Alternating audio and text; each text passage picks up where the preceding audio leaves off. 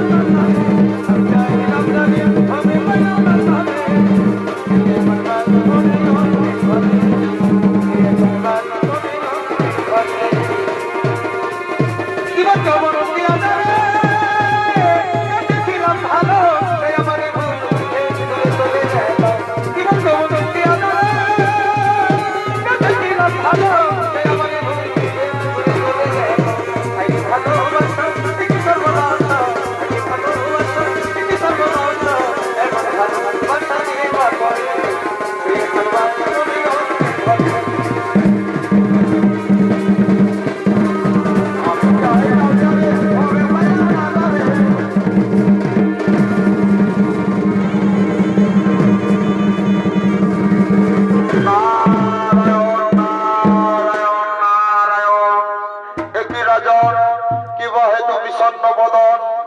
মণিবর মণিবর প্রণাম গ্রহণ করবেন মণিবর। আপনি তো সকলে জানেন আমার কন্যা সাবিত্রীর জন্য আমি পাত্র খুঁজে বেড়াচ্ছি, তার জন্য স্বয়ংবর সভাও করেছি। তাকে আমি আদেশ দিয়েছিলাম নিজের প্রতি নিজে নির্বাচন করার জন্য। সে ভ্রমণ করতে করতে গিয়ে উঠেছিল কাম্যক বনে। সেখানে গিয়ে সে তার স্বামী বেছে নিয়েছে সত্যবানকে।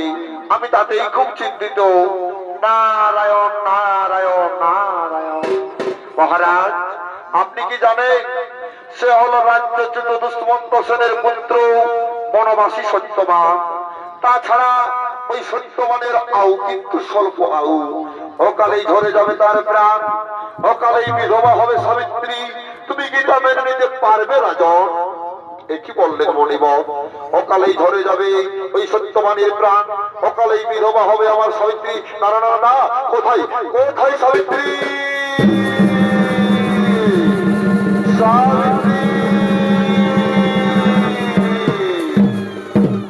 প্রণাম গ্রহণ করবেন পিতা।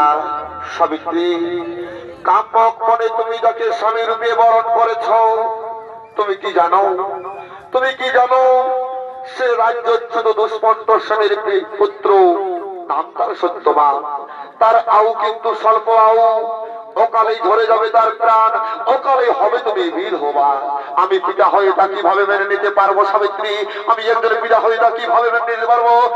ওগো পিতা, আমি যখন মনে প্রাণে শয়নে স্বপনে সত্যবানকে স্বামী রূপে বরণ করেছি, আমি যে আর অন্য কোন পুরুষের গলে মালা দিয়ে আমি তাকে স্বামী রূপে বরণ করতে পারবো না। সাবিত্রী, তুমি যখন চাও সত্যবানকে মনে প্রাণে, তখন আমি তাতে আর বাধা দেব না। ওরে মন্ত্রী সেনাপতি সৈন্যগণ, যাও আমার কন্যা সাবিত্রীকে বধূ বেশে সুসাজিত করে নিয়ে এসো। আর কাম্যক বনে সত্যবানের সঙ্গে বিবাহ